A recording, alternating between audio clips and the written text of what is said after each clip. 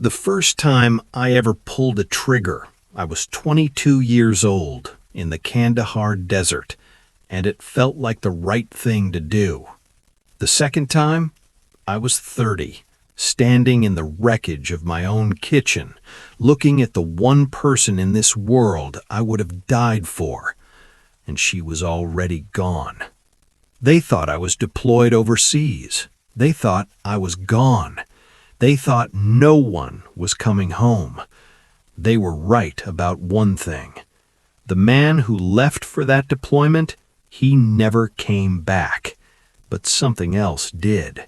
And one by one, every single person responsible for what happened to my wife found that out the hard way. Before I tell you everything, subscribe to this channel right now and hit that like button. This story goes places I still can't fully talk about without my hands shaking. And I want you to tell me something in the comments. If the people you trusted most betrayed the one you loved most, what would you do? Would you let the law handle it, or would you handle it yourself? Drop your answer below. I'll be reading every single one. My name is Marcus Cole. I'm 30 years old. I grew up in Harlan County, Kentucky, the kind of place where men don't talk about feelings, but they'll bleed for their family without thinking twice. My dad was a coal miner. My mom worked double shifts at the diner on Route 9. We weren't wealthy, but we were real. That's what I always told people. We were real. I enlisted at 18, not because I was running from anything. I genuinely believed in something. I believed in service. I believed in protecting the people who couldn't protect themselves. My recruiter told me I had a gift for stillness. That might sound like a strange thing to say about a kid from eastern Kentucky, but I understood what he meant. When everything else is moving and loud and chaotic, I go quiet. My heartbeat drops. My focus narrows. That gift got me noticed. By the time I was 22, I was being trained for special reconnaissance. 2 years after that, I was attached to a joint special operations unit operating out of the Middle East. I became what the Army calls a long-range precision sniper. In civilian terms, that means I was the man no one saw coming. I was good at my job. Really good. And for a long time, I told myself that being good at it made it worth it. I met Elena on a 2-week leave in 2019. I was 27. She was at a coffee shop in Nashville, the kind of place that smells like roasted beans and old wood. She had this laugh that didn't match her at all, like it came from somewhere bigger than her whole body. I fell for her in about 11 minutes flat. We dated long distance for 8 months, me in the desert, her in Nashville, building houses with a nonprofit she ran. Elena was the kind of woman who found a stray dog and spent 3 weeks calling shelters until she found it a home. She organized food drives. She went to city council meetings and actually spoke. She cared, genuinely, purely cared, in a way that most people stopped doing somewhere around middle school. When I proposed, I was terrified she'd say no. I was a man built for war, and she was built for life. But she said yes before I finished the question. We got married in October 2021 in a small ceremony outside of town. 23 people, a borrowed dress, a cake that collapsed on one side. It was the most perfect day of my life. By November, I had new deployment orders. Elena understood. She always said she married me knowing what that meant, but there's a difference between understanding something and living it. She waved at the gate with this small, careful smile, the kind of smile that takes effort to hold. I didn't know it would be the last time I saw that smile in person. 3 months into deployment, the calls started getting shorter. Elena sounded distracted, tired. I told myself it was the time difference. I told myself she was just busy with the nonprofit. I told myself a lot of things. Then, one call, she mentioned a name, Derek. She said he was a volunteer coordinator at her organization, that he'd been helping her deal with some financial pressure the nonprofit had been under. I remember I was sitting in the dark in a forward operating base in eastern Syria when she said his name, and something in me just went cold. Not jealousy, something older than that, something that felt like a warning I couldn't quite hear clearly. 2 weeks later, the calls stopped altogether.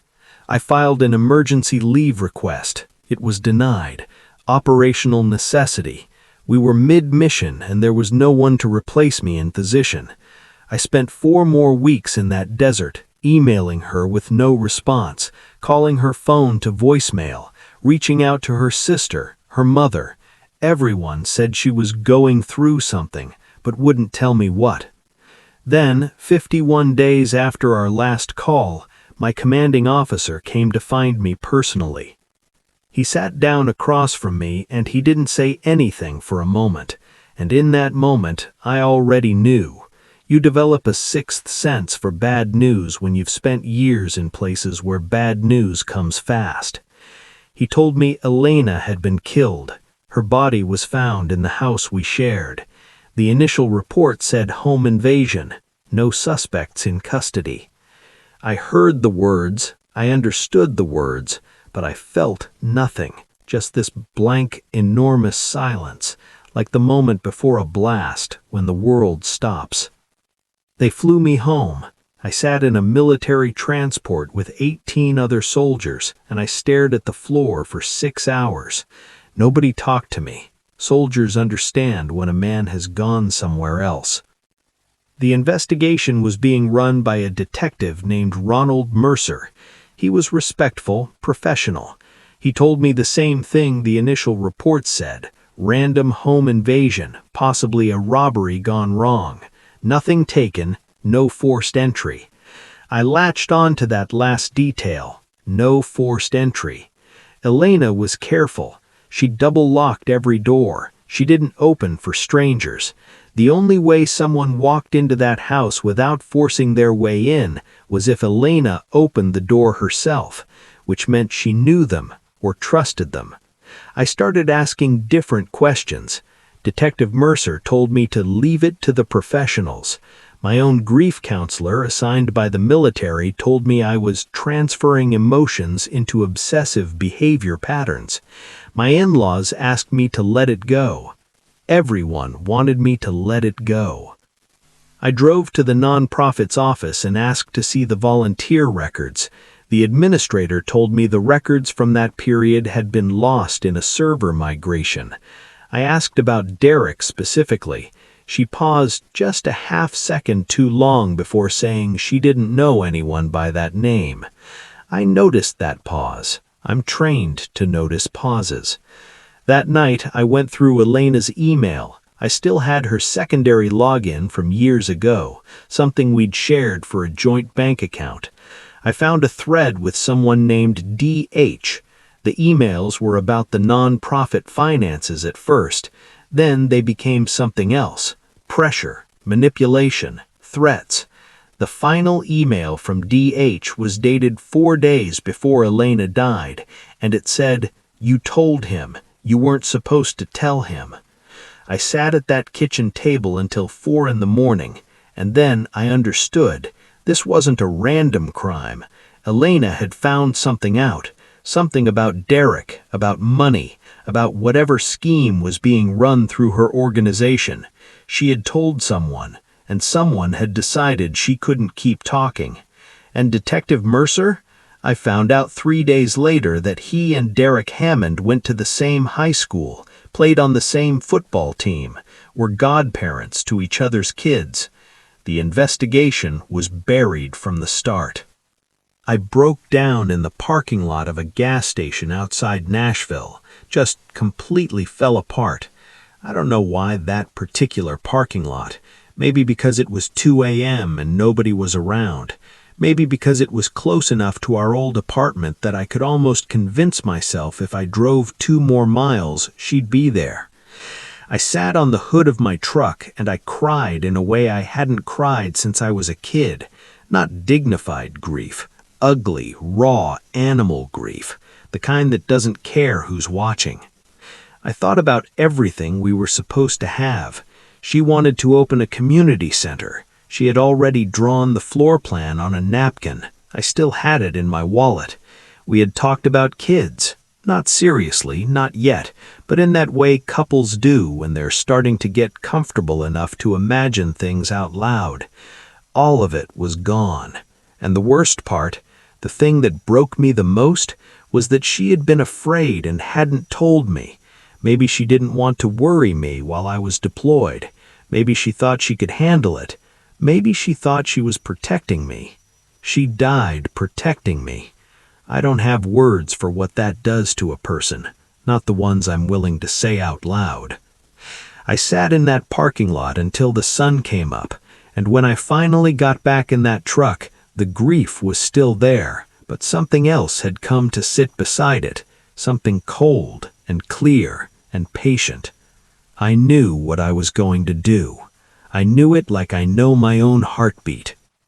I spent 2 weeks building what I call a map, not a literal map, a network, names, connections, timelines, finances.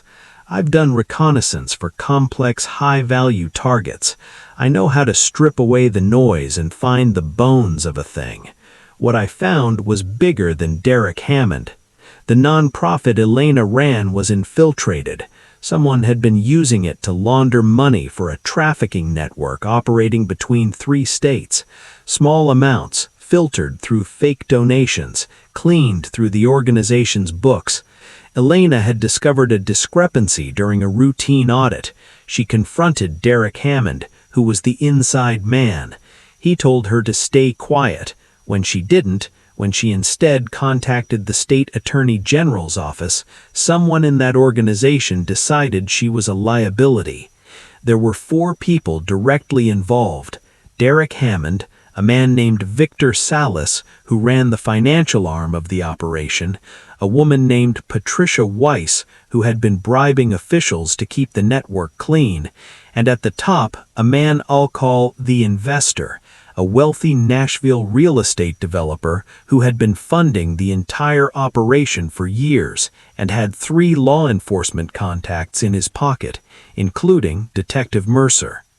Elena had been writing everything down. She kept a handwritten journal, old-fashioned, analog, exactly the kind of record that doesn't show up in a server migration.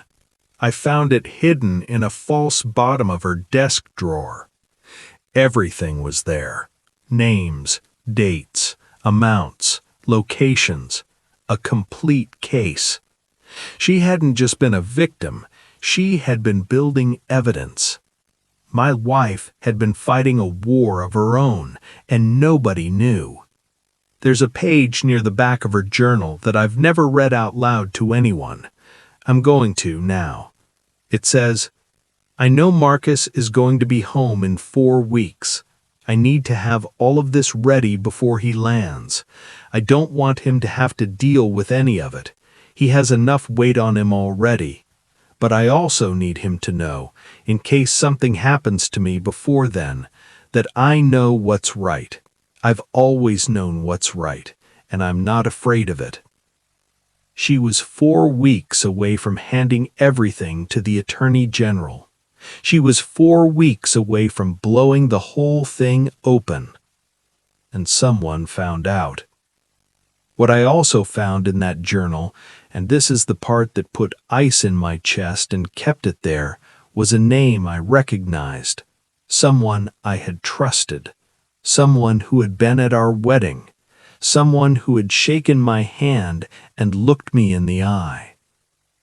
Elena's journal listed him as the one who had told the network she was going to the Attorney General.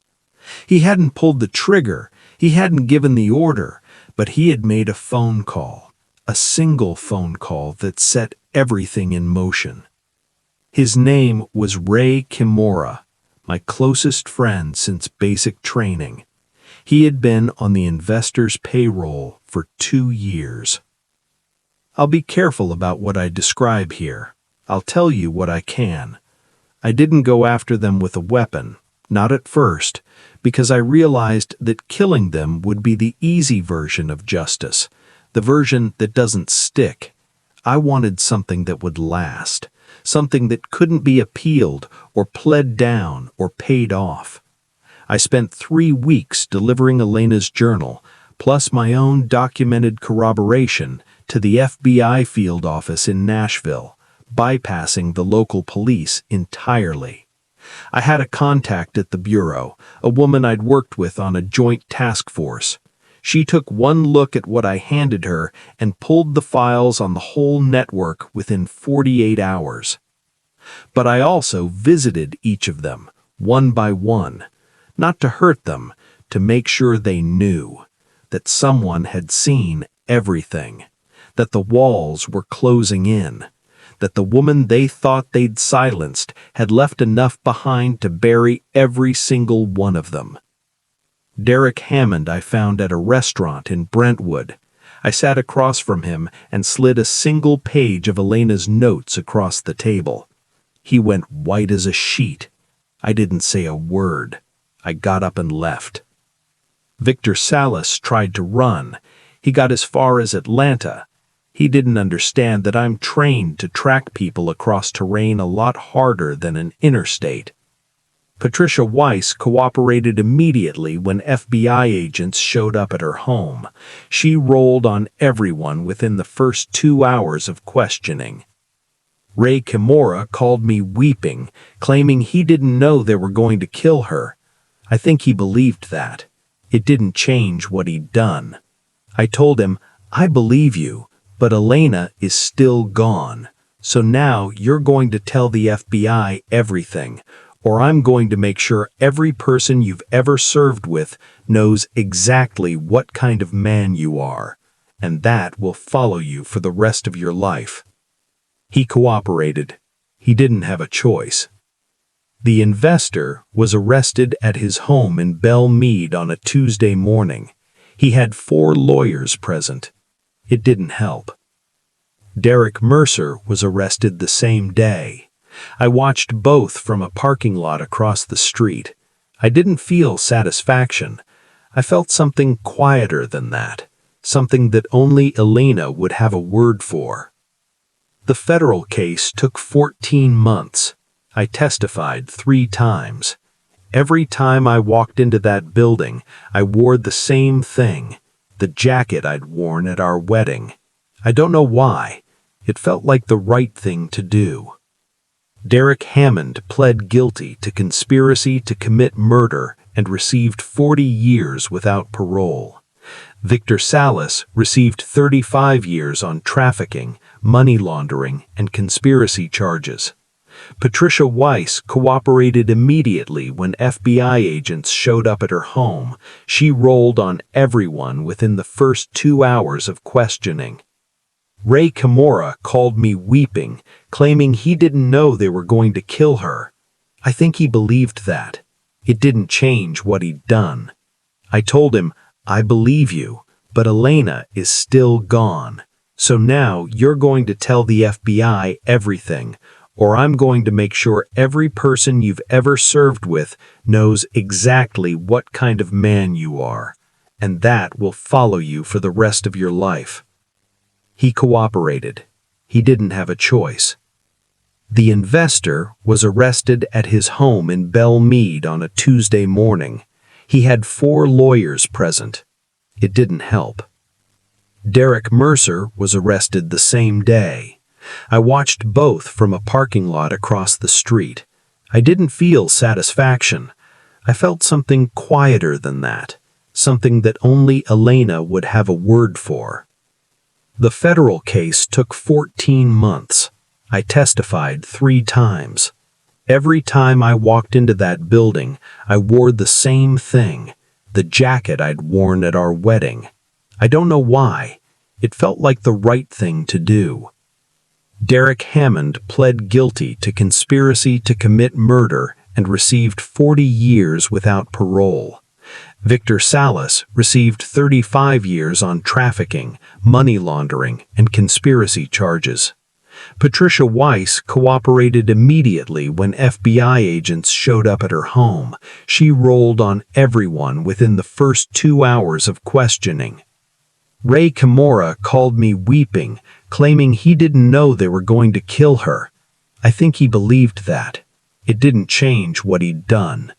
I told him, I believe you, but Elena is still gone. So now you're going to tell the FBI everything, or I'm going to make sure every person you've ever served with knows exactly what kind of man you are, and that will follow you for the rest of your life. He cooperated. He didn't have a choice. On the day the verdict came down for Lawrence Doyle, his name was Lawrence Doyle, and it feels important to say his name now. I was sitting in the courtroom, and when the jury foreperson said guilty, I felt Elena's journal in my breast pocket. I'd carried it through every day of the trial, and I just pressed my hand against it. She'd done this. She had built this case in secret, under threat, in the middle of her fear. She had won this. I had just made sure the pieces she left behind got to the right place. I left Nashville 6 months after the trial. I couldn't stay in that city. Everything there had her fingerprints on it, and I needed to go somewhere that was clean, where I could build a life that was mine, and not just the wreckage of the one we'd planned together. I moved back to Harlan County. My parents are still there. My dad is slower now, and my mom's hair has gone white. But they're there. I'm there. I got a job coaching high school wrestling in the fall and doing building inspection work in the spring. Normal, unglamorous, human work. I still carry Elena's journal. The napkin floor plan for the community center is still in my wallet. About 4 months ago, I drove to Nashville for one weekend. Not to grieve, not to mourn. I drove there because the community center Elena had dreamed about, a nonprofit, had picked up her original plan, had gotten funding, and was about to break ground. Someone from her organization had kept the proposal alive. They dedicated the building to her. I stood at the groundbreaking ceremony, and I didn't say anything. I just watched. There were people there who knew her, people she'd helped, kids whose parents needed her programs, people who had no idea what she'd done in those last months of her life, what she'd risked, what she'd stood against. I wanted to tell them all, but I think Elena would have said she didn't do it for recognition. She did it because it was right. She always knew what was right. And so did I. If you've made it to the end of this story, thank you. Truly. Drop a comment and tell me what you think Elena would have done differently. Tell me what you would have done. I'll be reading every one. Subscribe if you're new here. There are more stories coming, real ones, the kind that remind you that the people we love leave more behind them than we ever know.